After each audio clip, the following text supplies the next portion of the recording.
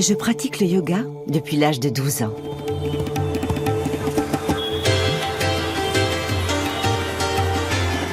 J'ai entrepris de parcourir l'Inde pour mieux connaître les racines de cette discipline.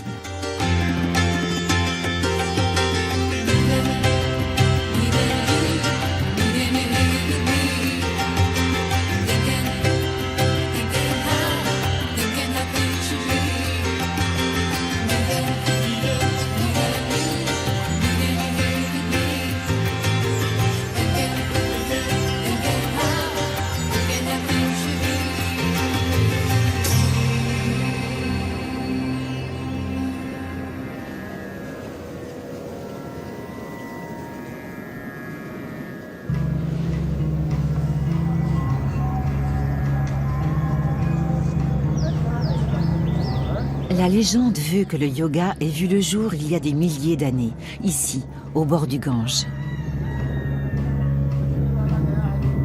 Je me trouve à Varanasi, dans l'Uttar Pradesh, un état du nord de l'Inde.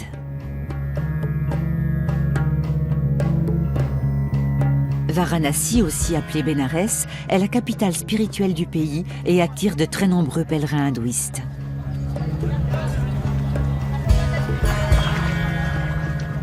Ils viennent se baigner dans les eaux sacrées du Gange. Certains croyants veulent finir leur jour ici et faire disperser leurs cendres dans le fleuve. C'est pour eux le moyen de mettre fin au cycle des renaissances et des réincarnations, d'échapper au jugement du dieu de la mort et d'accéder à l'au-delà.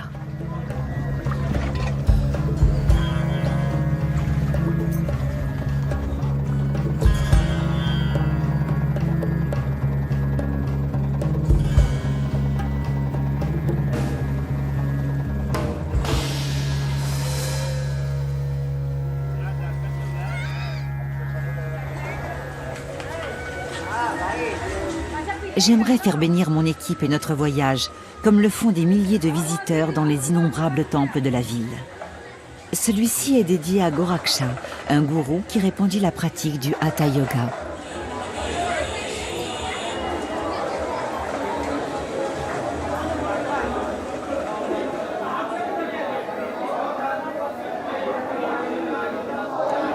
C'est à mi-chemin entre un marché couvert et je sais pas quoi. Le Hatha Yoga est le yoga de la force. Symboliquement, il réunit aussi le Ha, le soleil, et Ta, la lune. L'astre du jour pour les postures fortifiantes, celui de la nuit pour la méditation de clôture. Mais dans ce temple, c'est notre spiritualité qu'il s'agit de nourrir. Les yogis qui font office de prêtres nous bénissent à la dure.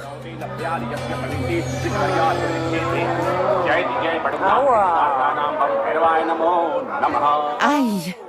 Tu t'appelles? Esther. Comment? Esther. Ça, c'est mon grand-père.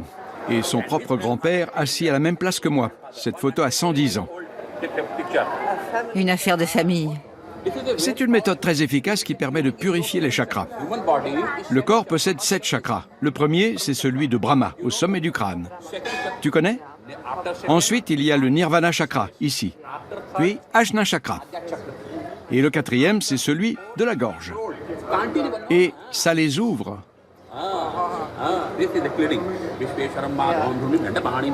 Ouvrir mes chakras consiste surtout, semble-t-il, à me taper dessus avec un manche de plumeau. J'active la moelle épinière. Il est scientifiquement prouvé que 18% des problèmes de santé viennent de là. C'est une méthode tout à fait scientifique. Ce n'est pas du charlatanisme. 18% des ennuis sont logés dans cette partie du corps. Il est aussi très bénéfique de s'asseoir en Padmasana, en lotus. Vous pouvez rester comme ça longtemps? 2 ou 3 heures, sans problème. Avec le sourire. Merci beaucoup. Namasté. Je te souhaite beaucoup de bonheur.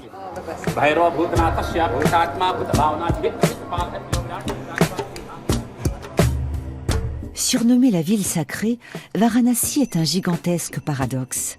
Une cité mystique qui dévoile sans complexe sa crasse, ses morts, sa souffrance, mais aussi ses joies. C'est sans doute ce qui explique l'affection que lui porte Abi, agriculteur bio.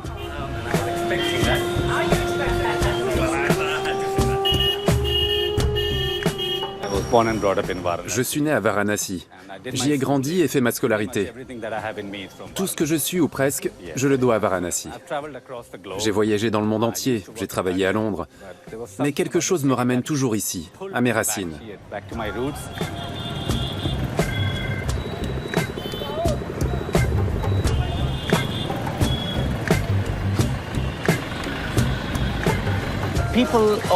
Les habitants de Varanasi portent cette ville en eux.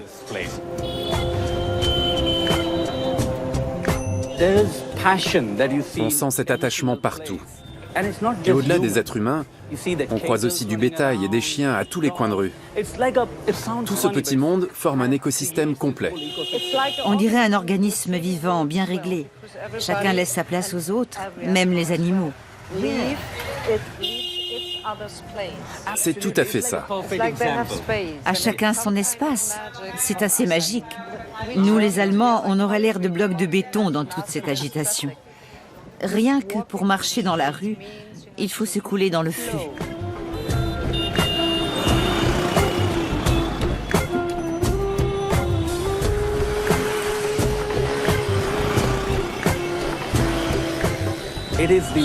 C'est la plus ancienne ville au monde, habitée sans interruption depuis sa fondation. L'hindouisme honore 3 dieux principaux. L'un d'eux est le seigneur Shiva. Je le porte là. Parfait. Tu t'es vraiment mise au diapason de Varanasi. En résumé, après s'être marié, Shiva s'est établi à Varanasi.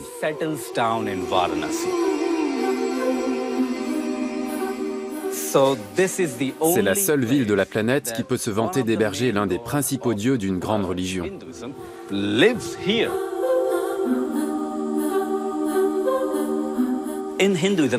Dans l'hindouisme, nous avons la notion de moksha. C'est l'idée que chacun doit se libérer du cycle des renaissances. Le moksha est un peu l'équivalent du salut. Il faut mettre fin au cycle. Exactement. C'est le principe, l'objectif de chacun dans la vie.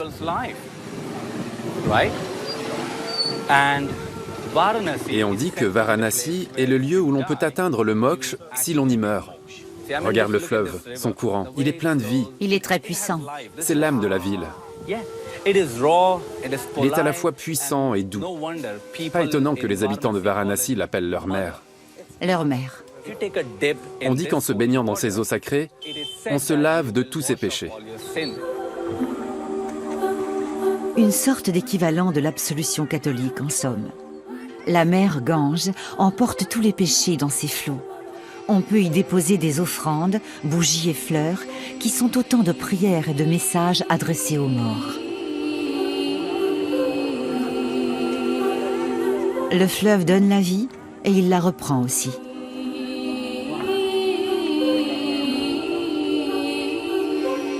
Je prends congé de mon guide provisoirement. J'ai rendez-vous un peu en dehors de la ville avec une professeure de yoga autrichienne dont j'ai entendu parler avant mon départ. J'ai hâte de la rencontrer.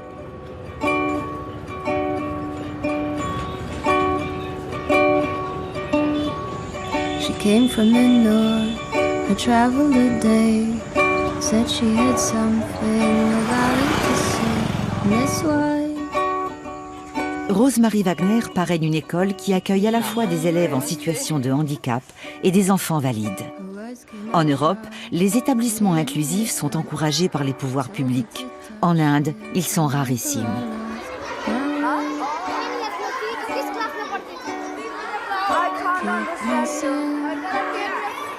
Je m'appelle Esther.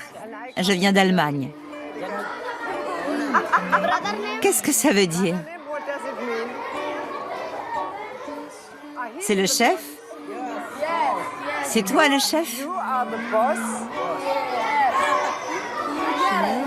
Le chef de la bande.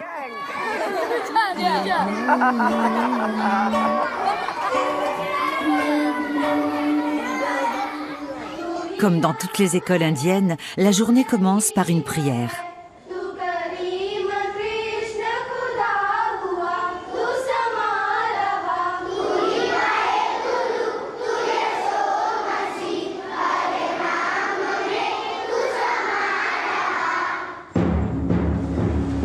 Sous l'œil vigilant des enseignants, c'est ensuite l'heure de la gymnastique, préparation traditionnelle à une journée studieuse. Le mouvement libère et le tambour fixe la cadence.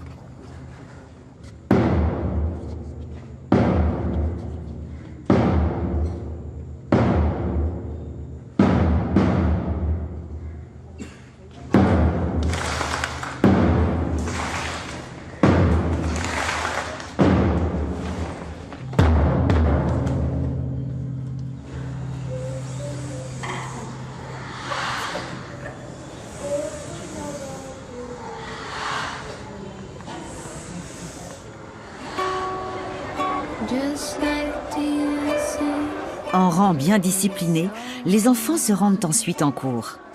J'en profite pour aller m'entretenir avec Pawan et Sheila, le couple qui dirige l'école.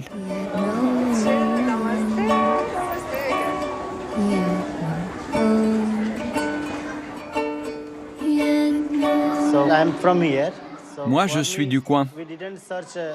On n'a pas eu besoin de chercher un terrain à bâtir, on avait celui de mon père. On est sur ces terres ici. Mais au début, on avait juste une cabane. Mon mari travaillait dans une autre école, le Kiran Center, réservé aux enfants handicapés. On a ouvert ici un petit centre de réadaptation. Pawan se rendait dans les villages alentours pour proposer de scolariser les enfants handicapés au Kiran Center. Mais ça leur faisait 18 ou 20 kilomètres de route. C'était trop compliqué pour tout le monde. Les parents n'avaient pas envie d'envoyer leurs enfants dans cette école. Le trajet n'était pas faisable au quotidien. Et puis, on nous a appris qu'il valait mieux scolariser les enfants en situation de handicap dans des établissements inclusifs plutôt que dans des écoles à part. Dès le départ, on a tenu à mélanger les publics. Sheila est chrétienne et a travaillé de longues années auprès de Mère Teresa à Calcutta. Pawan, lui, est hindouiste. Leur mariage est placé sous le signe de l'amour du prochain.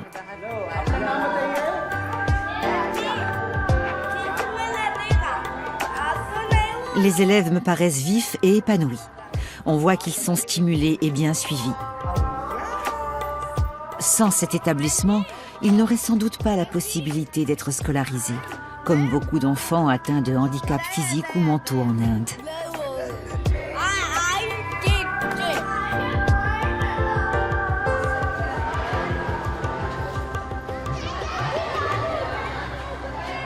Rosemarie Wagner a un studio de yoga à Vienne. Elle fait 1 ou 2 séjours par an à Varanasi.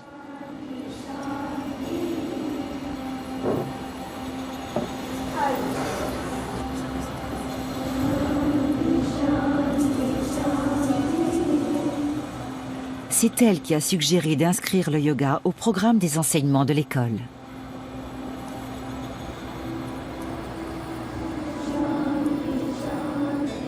Le yoga est entré dans ma vie il y a 20 ans. J'avais des problèmes de santé. Je cherchais quelque chose pour me soulager un peu et j'ai trouvé le yoga.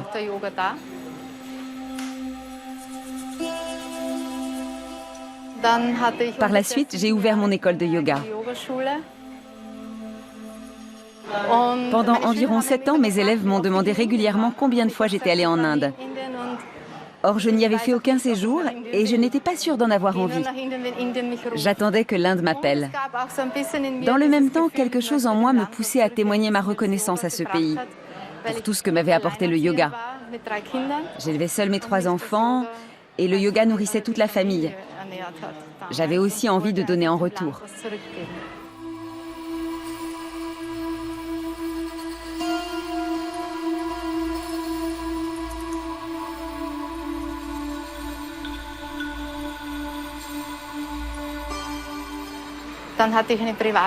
Une de mes élèves que je voyais en cours privé se rendait souvent à Varanasi.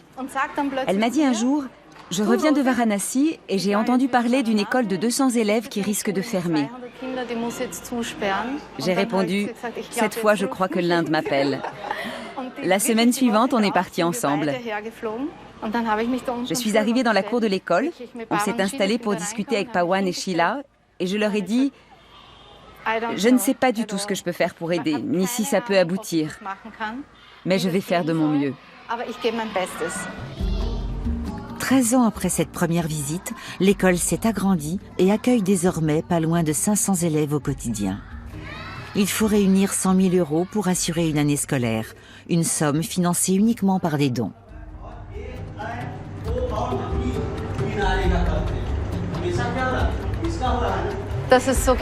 Si ce projet a pris autant d'ampleur, c'est grâce à mes élèves à Vienne et aux membres de mon entourage qui me soutiennent.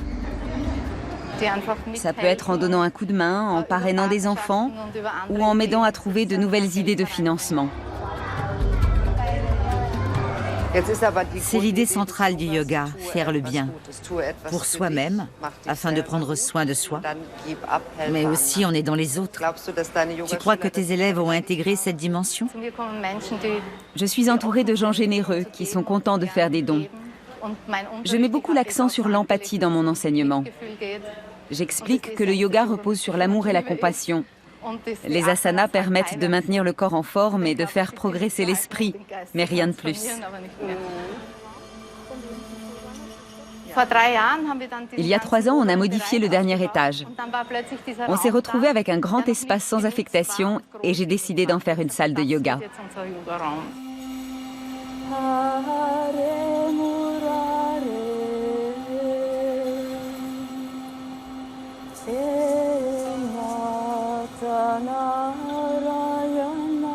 Rose-Marie ne se contente pas de réunir des financements.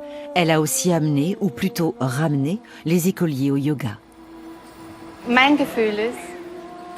J'ai le sentiment que les enfants d'ici ont le yoga en eux et qu'il suffit d'en réveiller le souvenir. Maintenant qu'ils mangent à leur faim, on peut travailler sur un autre plan et passer à l'éducation de l'esprit.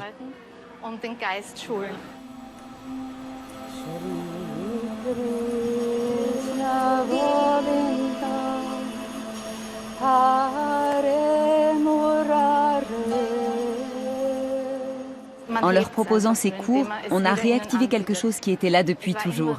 Comme un trésor qu'ils portent. Oui, c'est leur trésor. Et c'est toi qui as ouvert la malle au trésor.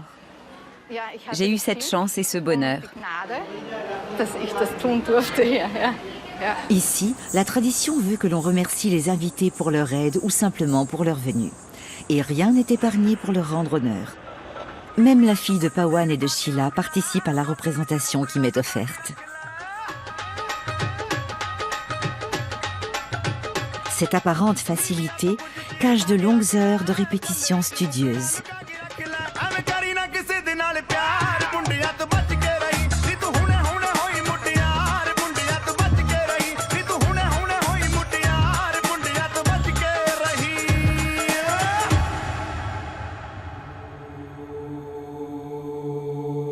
Varanasi, appelé Bénarès par ses occupants musulmans puis britanniques, porte aussi le nom de Kashi dans certains textes antiques.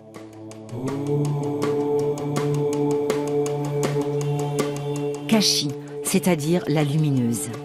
Et la fascination qu'elle exerce est intacte. Je me suis tellement habituée à la ville que j'ai l'impression d'entendre au-dessus du vacarme un hum ininterrompu, la vibration originelle de l'univers.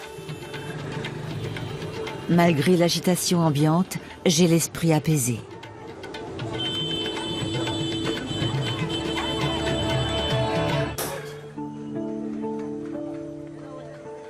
Les yogis comparent la pensée incontrôlée à un petit singe espiègle qui saute de branche en branche. On parle d'esprit singe pour désigner la versatilité du mental.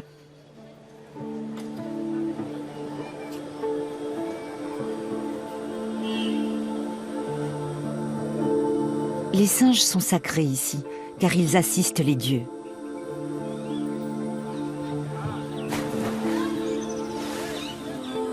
Je retrouve Abhi en haut d'un ghat, l'un des escaliers qui mènent aux Ganges.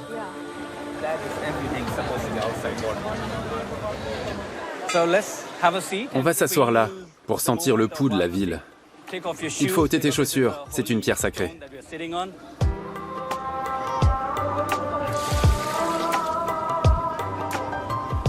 Sur ces mêmes pierres, certains viennent pratiquer le yoga au petit matin, pieds nus, cela va de soi.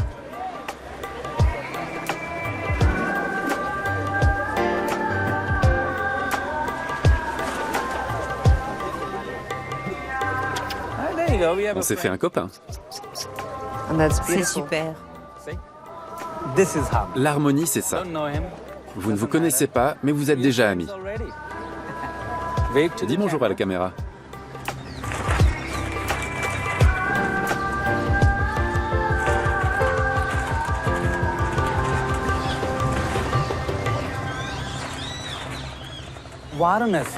Pour moi, Varanasi est un miroir du reste du monde. Il y a toujours de la douleur et de la tristesse quelque part, et simultanément du bonheur ailleurs. C'est le lot de toute vie humaine. Mais c'est aussi exactement ce qui se passe à Varanasi. Regarde cette famille. Elle rend hommage à la mère Gange. Et derrière nous se trouve le ghat de Harishchandra, où les hindouistes viennent assister à la crémation de leurs morts. Le chagrin ici, et un peu plus loin, la gaieté. L'adoration et la joie. Beaucoup de joie. Exactement. C'est ce qui fait la magie de cet endroit. Je ne connais aucune autre ville où le bonheur et la douleur soient si intimement mêlés et qui garde son authenticité.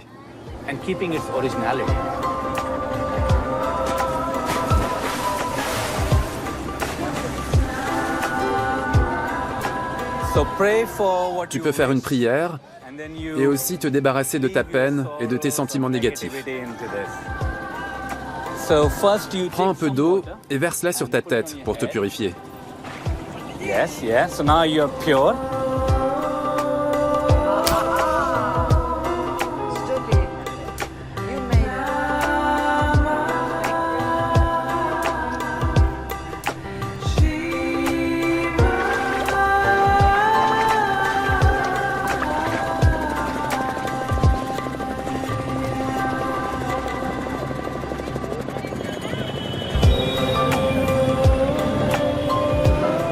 Le soir approche, et avec lui, la cérémonie de l'Aarti, célébration en prière de la fin de la journée sur les ghats au bord du Gange.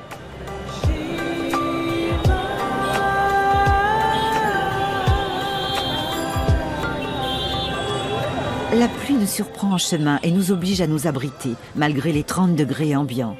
Comme partout en Inde, les rues se transforment au crépuscule en gigantesques cuisines à ciel ouvert.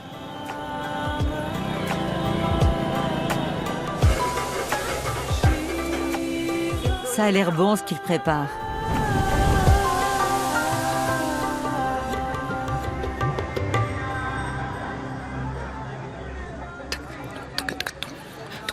Ram Nam Shatae.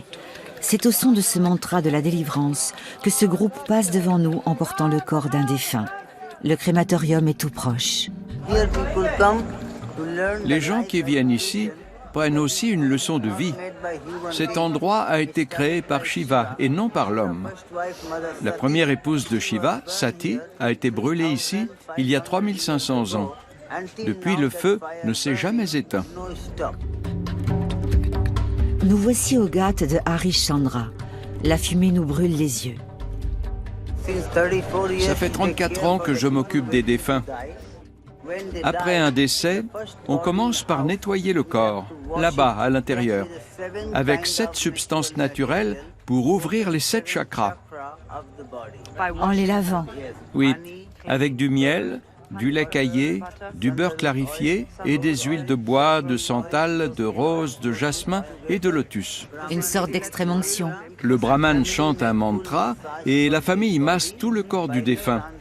Avec le tantra et le yantra, on ouvre les 7 chakras. Dans le mantra, Ram veut dire Dieu, Nam, le nom, et Shatae, la vérité. Le nom de Dieu est vérité.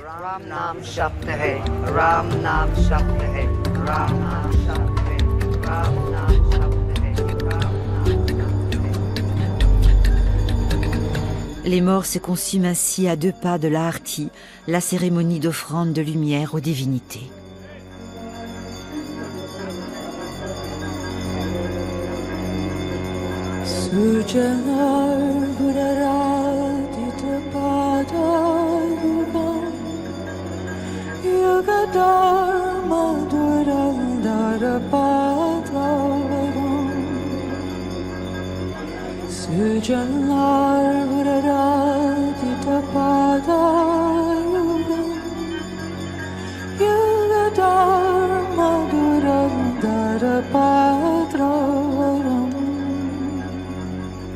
Puisque Varanasi est la ville qui concilie les contraires et que le mot yoga signifie union, alors je veux bien croire moi aussi que le yoga est né ici.